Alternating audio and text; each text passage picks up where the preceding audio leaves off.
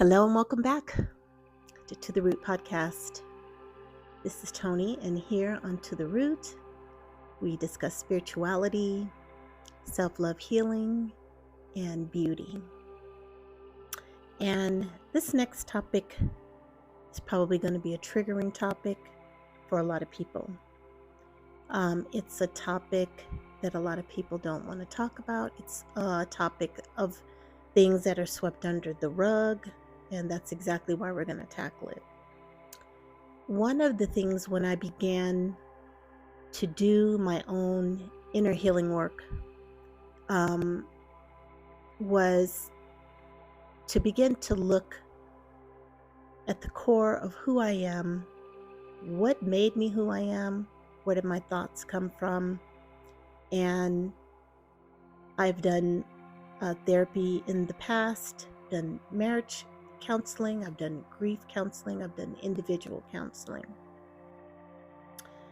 And one of the things that I began to notice, of course, through my clients was a mother wound and how it made us see ourselves, discount ourselves. And sometimes you think you're on an island all by yourself. You think this is an issue that only you have, so you really don't talk about it. Also, if you've come up in a family culturally where Christianity is preached, it's one of those things where you don't dare say anything negative or derogatory about your mom. And I think it's time for that to stop.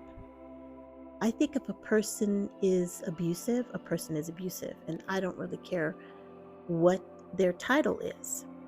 And I think also too, why does that bring about so much fear that you say something about your mom, and if you dare say something about your mom, it just makes you be this horrible individual? Well, I can really say, looking back at my upbringing, I definitely, through my therapy and understanding certain things, also through a lot of literature I read, because I will say, I think therapy helped me a lot to kind of get in touch with my feelings and to not be afraid to look back. But I would say probably from more book reading and books that actually have written work that you do along with the book, I think is something that probably helped me the most, because it helped me to stop the blame game, helped me to begin to realize I don't need a source outside of myself to heal, and to be able to continually go back and have something to read, maybe add to my answers, not necessarily change the answers, but add to the answer, and to be able to go deep. So let me also preface by saying, listen, I'm not a therapist. I'm just somebody that's actually sharing my life events, because I've spent a long time of feeling unworthy, unloved, uncared for, and unnurtured. And that's because I came from an unloving, uncaring, unhealed mother.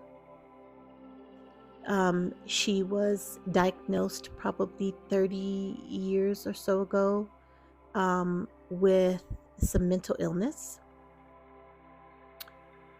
But her baseline emotion is just anger and chaos.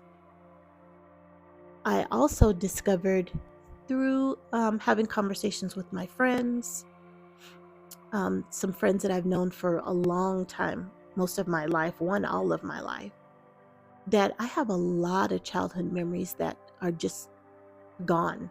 They're just things that I don't remember. Not my entire childhood. I do have memories. When I look at photos, it will jog my memory with some things.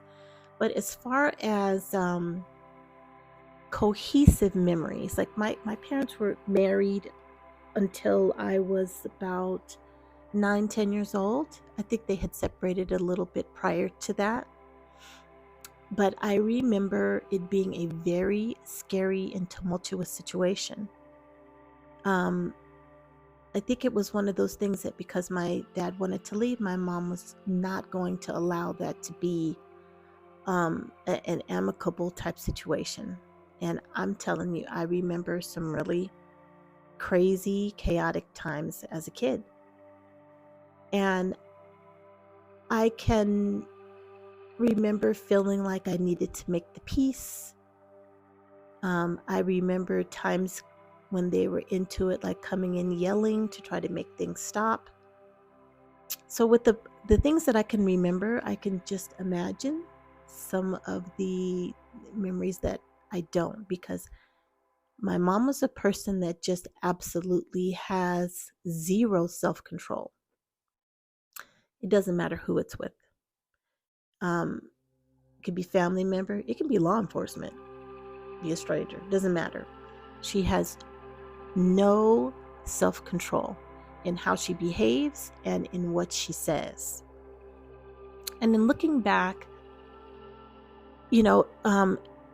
I never really got to know my dad's side of the family.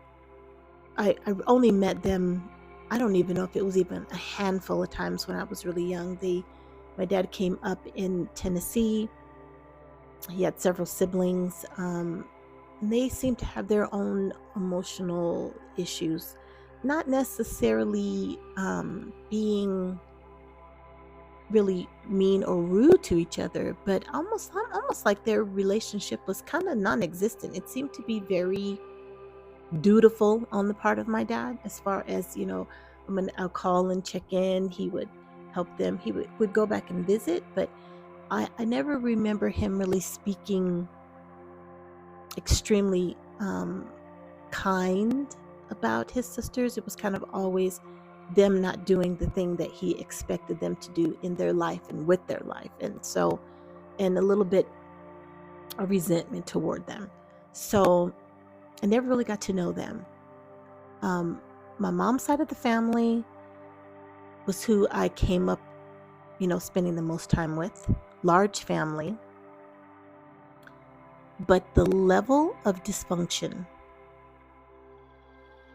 was just, I don't even know if I have the words. I used to think when I was a young kid, I never understood why they spent so much time together when they clearly seemed to hate one another. And that is what I came up seeing them get together. Many of them were drinking because alcohol abuse was heavy in some individuals in the family. Then that would turn into a fight. Everybody would open up everybody's drawer and pull out all the dirt from, God knows how far back, and cuss each other out. And then, maybe someone might leave, and then they would wait to what they considered the appropriate amount of time, might be some weeks, maybe a month. And then they would all converge back together again.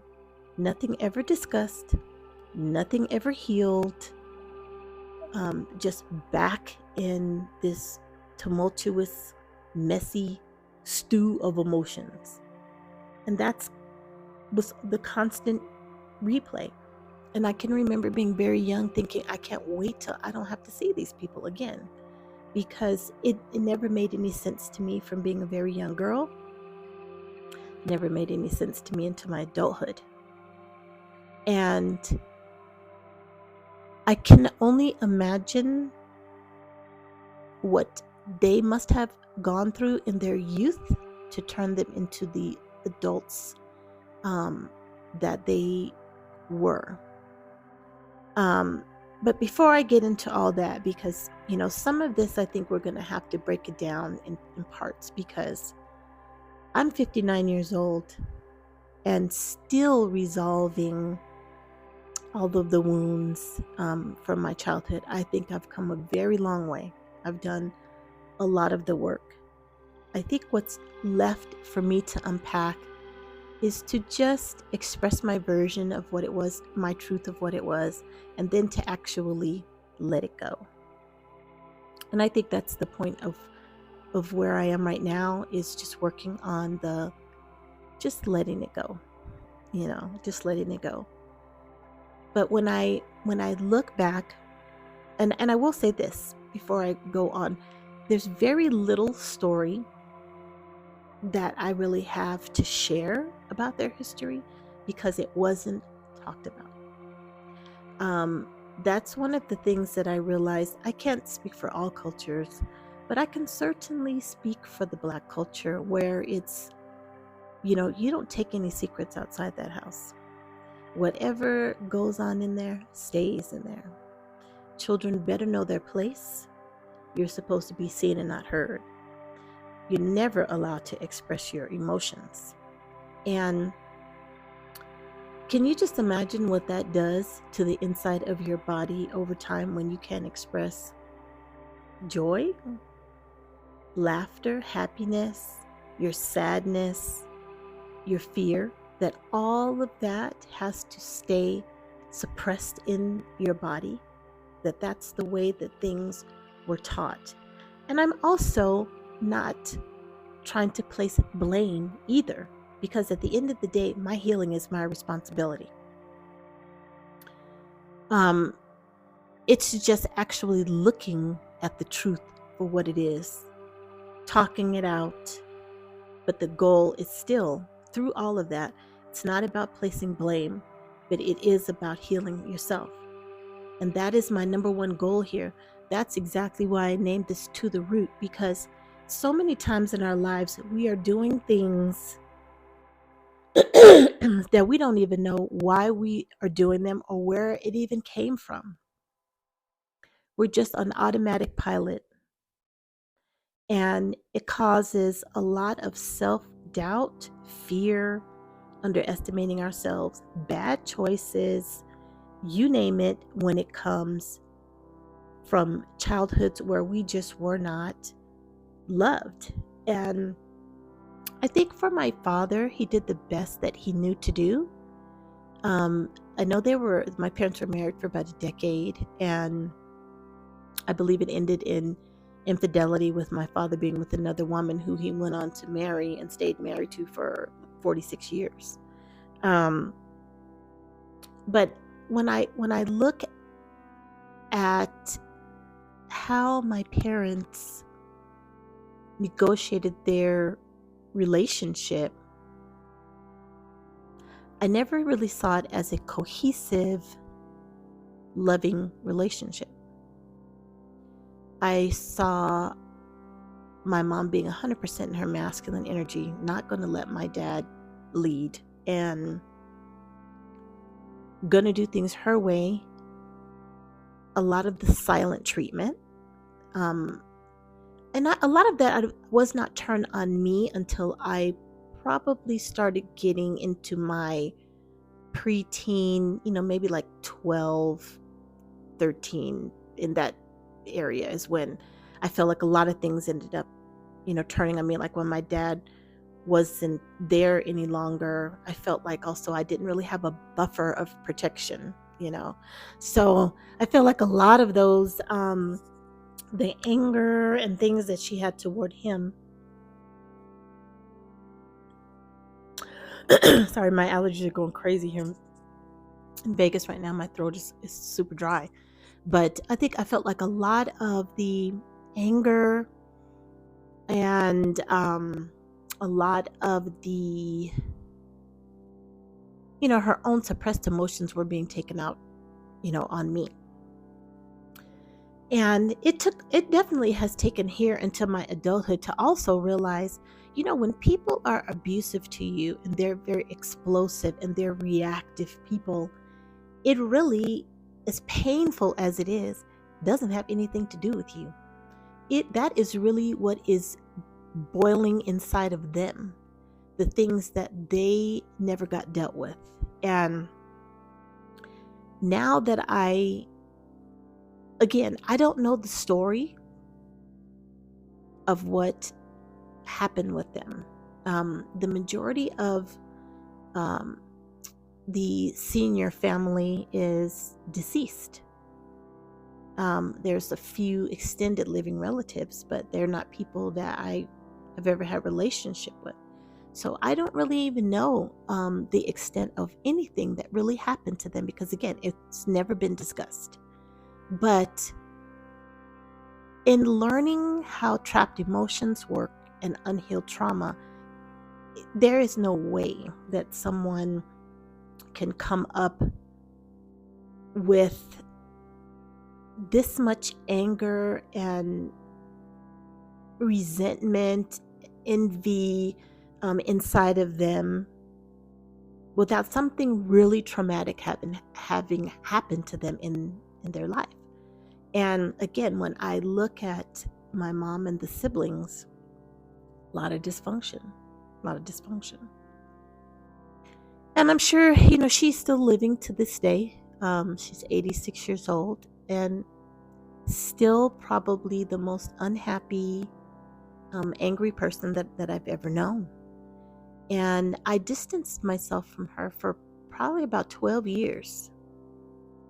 And, ended up, coming back. And it's typically, that a crisis moment or something like that. And then, again, I'm not blaming her because I have to still look at myself, right? Because many times when we're going back into these relationships with these people, it's unfinished business there. We are looking for something from them still because it's missing inside of us.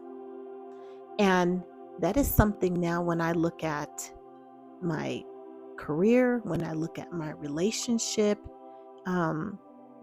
it makes me realize that's, always looking to finish that story. Looking for love, looking to be validated, looking to be worthy. Again, when I look back at my childhood, the memories that I do have, not that I didn't have some fun times with some of my cousins. I mean, of course, coming up as a kid, even though things are wild and crazy and dysfunctional to a certain extent, I think kid is always still going to be looking for play and looking for fun. And it's not like, oh my God, every day was torturous. It's not that. And it's not that I never had any fun time with my mom, but it was very limited. And whatever started out as fun was typically going to end in some type of chaos, argument. And also I can say really for her, where my experience was concerned, I wasn't someone that was hit and beat and those types of things. But the verbal abuse that I suffered was really, soul crushing. And those are words that still linger to this day. I still, have to remind myself that I'm not those names that I was called. And there's a plethora of them, Also,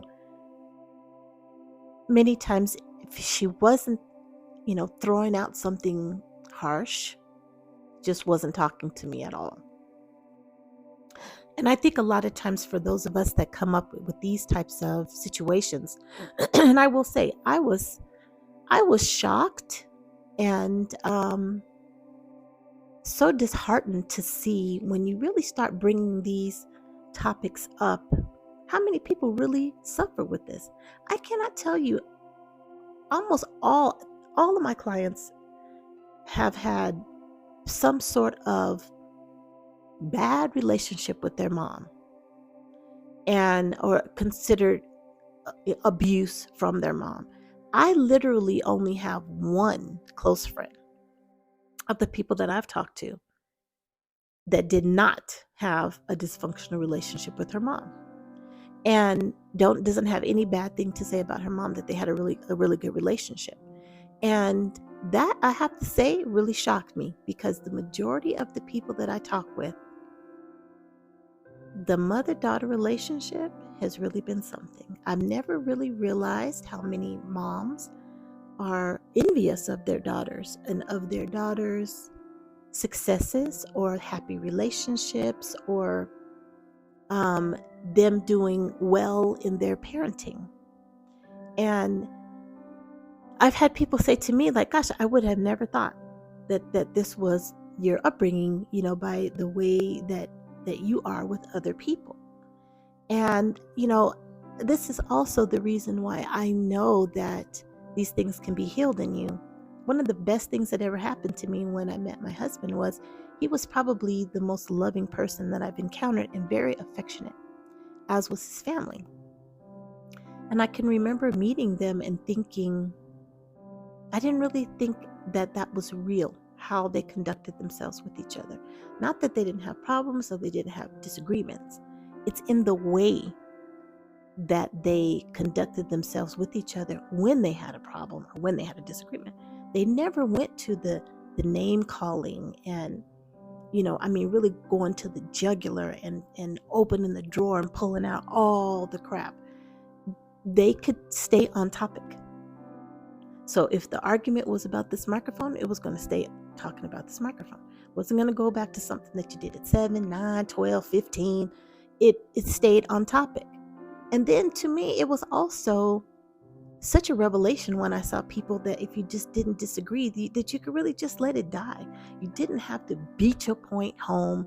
You really could just let it go, because that was something that I never saw. Any mistake that we ever made as kids, I have one sibling, was going to be thrown in your face year after year after year.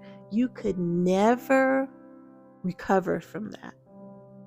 You could never change things in your life to where you were able to not be that person anymore or not make that mistake anymore, because that mistake was living with you every year. You make any type of slip up, you're going to get the whole drawer open from every mistake that you've made. And, I just remember so many countless milestones in my life that in a kid's life is so, it's just so impactful. And those times in my life were just the worst. I think when people looked at me from the outside, they saw my body, my beauty, and I think people really thought that I was this happy person and I had this great life. And little would they know how berated I was being, or that I was walking around with a mom that maybe hadn't even spoken to me for weeks on end, not one word. She was the master at the silent treatment. And I just remember it just always made me feel so worthless and very unloved. She was not an affectionate mother at all. And that's why I say when I met my husband, it was one of the greatest things, because it was something that I didn't know that I needed, something that I didn't know that I really longed for until I met him.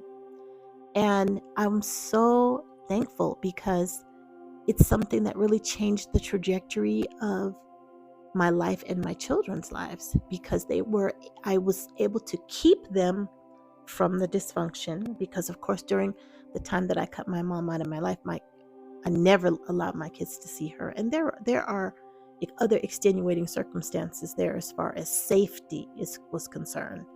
But I just knew that wasn't the life that I wanted for them, wasn't the things that I wanted them to see. And, I just did my best to try to keep them from that. Not that there wasn't some toxicity in my own marriage, because remember, I'm going into these relationships still as an unhealed kid. Might have been in an adult body, but still as an unhealed kid. And, I think there were a lot of things I put on my husband that wasn't his responsibility. But I also married somebody that had unhealed things. And those are things that I can't cram everything into this one video. But I really want to start really unpacking these childhood wounds that we have, especially these wounds that come from our moms, because they are so damaging. And I think it's time that we just stop being afraid to talk about what our life experiences were. I believe where we are in history right now, I think that's why you see so many podcasts, because people really need to express this pain that they're in, the experience that they have had. And also understand that when you have someone give you feedback, you know you're not alone. And for me, that was the most important thing that I wanted to do for myself and wanted to do for my clients, is regardless to if anybody in the family accepts it, believes it, your experience and your perception is your truth. And if that's how you felt, then that's how you felt. And don't let anybody diminish that or take that from you. I had a cousin just say to me about a month ago that, I didn't know that, what did she say? I didn't know that you were that hurt or that wounded or something, or that it affected you that much. And we were just talking about, our experiences with our mothers. And that's the thing. That's why I want this to be validated, because you don't have to be hit or beaten or locked away or, molested, or in order for things to really wound your soul. Some people are just more sensitive. That typically is the empathic people. They're just more sensitive. They feel a lot of outside emotion. And when you're a kid, you don't know what to do with that. Not to mention, if you think from the ages of 0 to 7, you're just the whole sponge. Your brain is open and you're just taking in all of the information. The downside, what comes with that, is that you think that anything that goes wrong, it's your fault.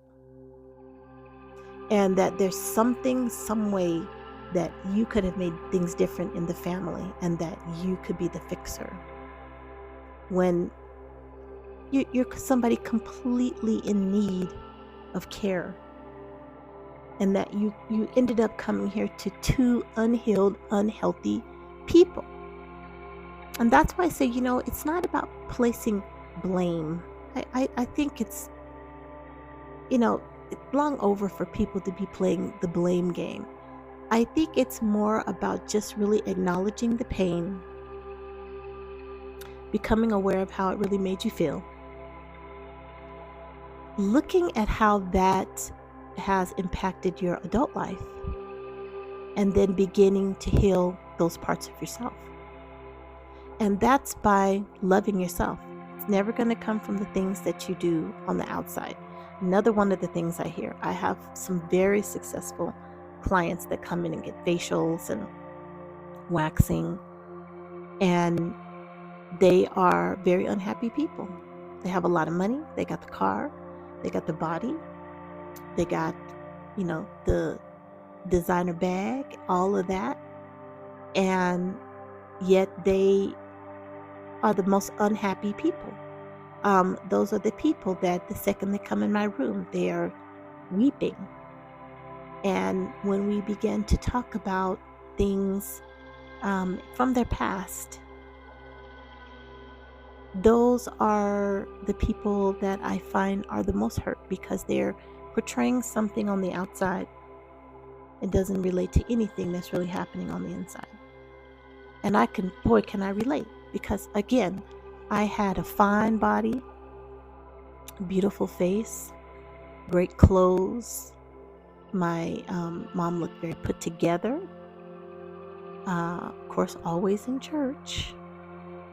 and super Christian, but little did people know how she was speaking to me.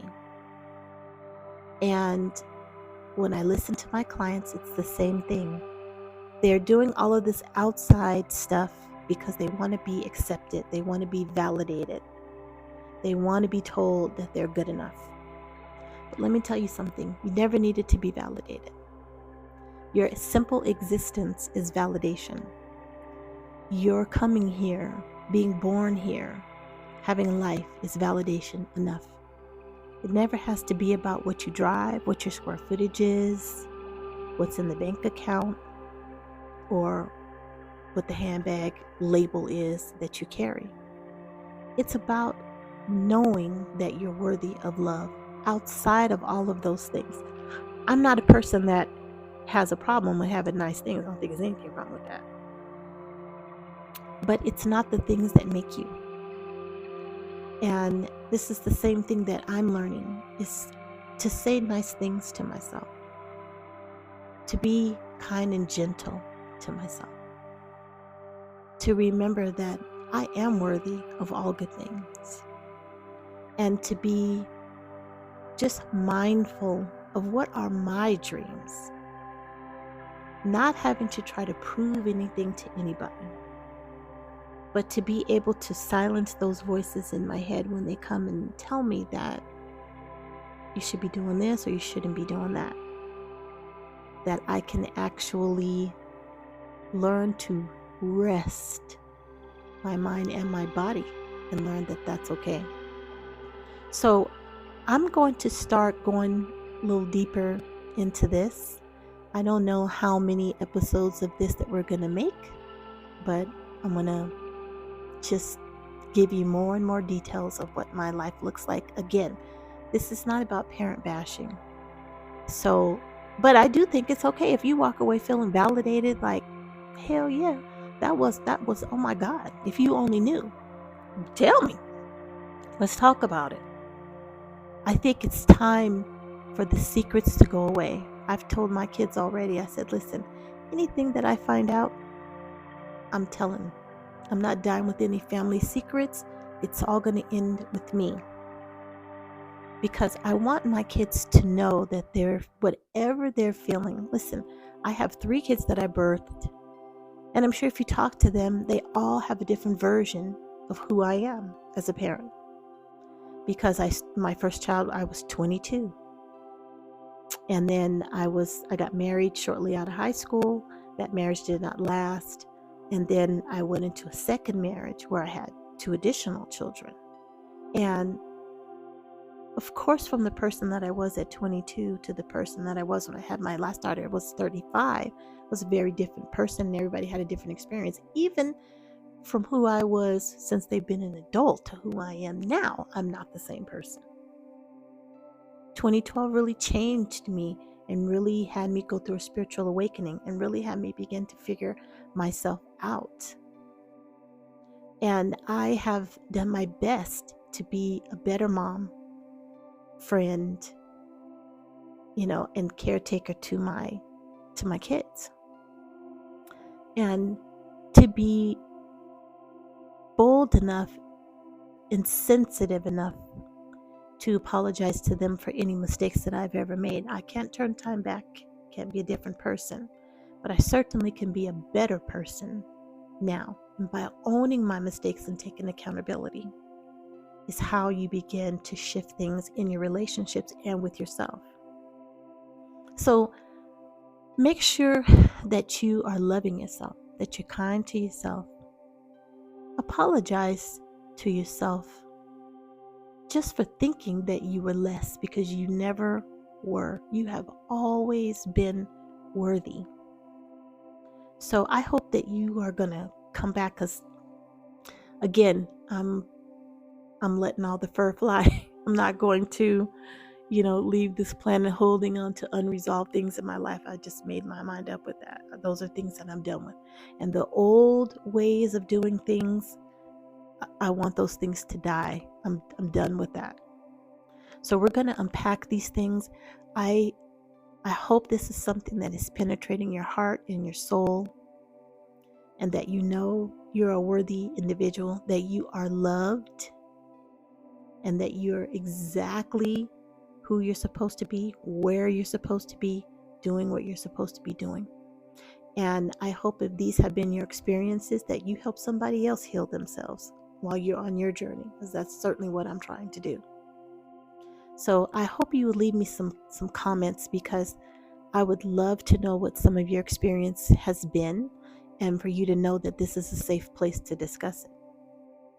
So subscribe to the channel. Let's get to the root some traction, so that we are loving ourselves and healing ourselves, because ultimately that's really what it's all about. Love is what it's all about. Not getting it from somebody else, but giving it to yourself. So like and subscribe to the channel, share it, and leave me a comment. Okay, and we're going to be back talking about these mother wounds on the next episode of To the Root.